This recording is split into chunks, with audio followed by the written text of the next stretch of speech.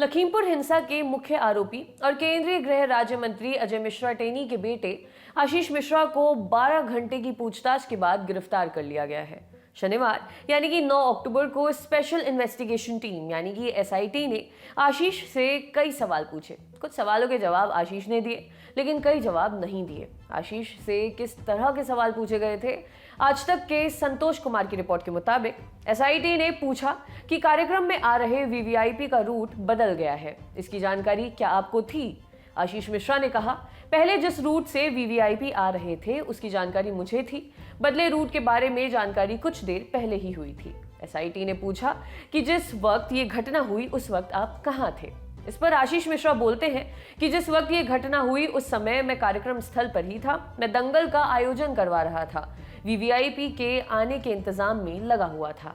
SIT ने पूछा कि दोपहर 2:36 से 3:30 बजे के बीच आप कहां थे? इस वक्त भी मैं कार्यक्रम स्थल पर ही मौजूद था, कहीं नहीं गया था, ऐसा आशीष मिश्रा ने कहा। एसआईटी ने आगे फिर कहा, लेकिन लोगों का कहना है कि आप इस वक्त के दौरान गायब थे, कार्यक्रम में नहीं थे।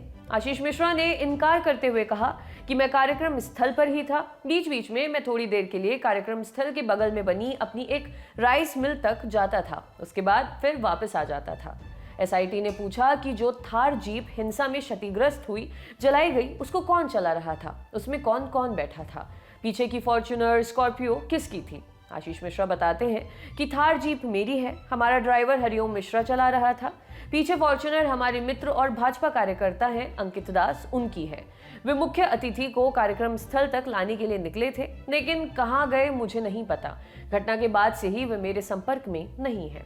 एसआईटी के पूछने पर कि आप तीनों गाड़ियों में से कौन सी गाड़ी में थे, आशीष मिश्रा ने कहा कि मैं कह चुका हूं कि मैं कार्यक्रम स्थल पर ही था, मैं कार्यक्रम छोड़कर नहीं गया। एसआईटी ने कहा कि प्रत्यक्षदर्शी का कहना है थार जीप आप ही चला रहे थे, जिस पर आशीष मिश्रा ने कहा, नहीं, थार जीप मैं नहीं चला रहा था, मैं किसी भी गाड़ी में नहीं था, मैंने इन गाड़ियों को वीवीआईपी को लाने के लिए भेजा था। एसआईटी ने कहा कि अगर आप घटनास्थल पर नहीं थे तो एफआईआर दर्ज होने के बाद गायब क्यों हो गए थे? बीते 48 घंटे में आप कहां रहे?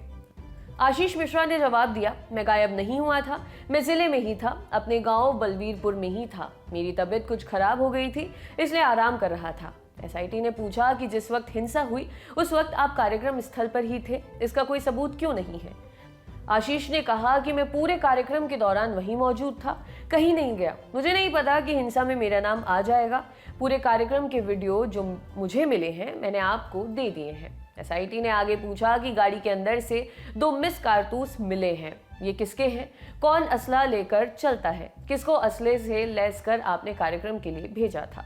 इस पर आशीष मिश्रा बोले कि मैं जब गाड़ी में रहता हूं तब अपने असले लेकर चलता हूं, लेकिन जब मैं नहीं रहता तो गाड़ी में कोई असला नहीं रहता है। आधी रात के बाद आशीष मिश्रा को अदालत में पेश किया गया।